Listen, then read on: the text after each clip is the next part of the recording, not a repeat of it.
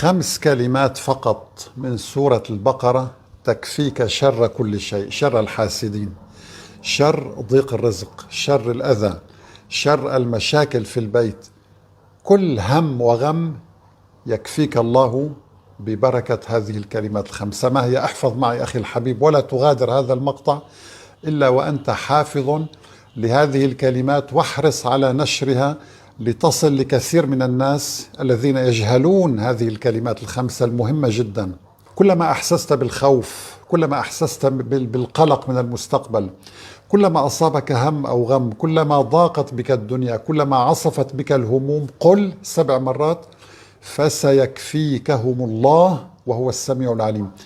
وتخيل وأنت تقول هذه الكلمات أن الله معك وقريب منك ويسمعك، وأن الله هو الذي علمك هذه الكلمات ليكفيك ببركتها كل شر. فلا تقلق من أي شر يصيبك، لا تقلق من أي حاسد، حتى أقرب الناس إليك والذين يمكرون بك أو يريدون بك شرا.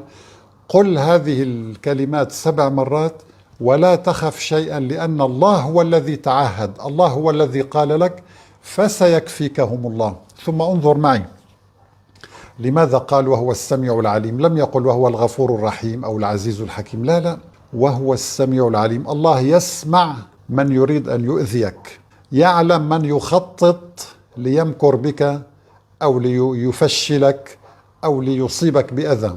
الله سميع، يسمع ما في داخلك، يسمع من حولك، يعلم كل الشر الذي ستتعرض له قبل أن تعلمه أنت، يعلم السر وأخفى. لذلك الله هنا يقول لك لا تقلق، هناك إله سميع يسمع كل شيء، عليم يعلم بكل ما يحيط بك من شر، وهو الذي سيكفيك هذه الشرور. لذلك أخي الحبيب، احفظ هذه الكلمات السهلة بعدد كلماتها لكنها عظيمة بمعانيها، احفظها جيدا وكررها ولا تنساها أبدا.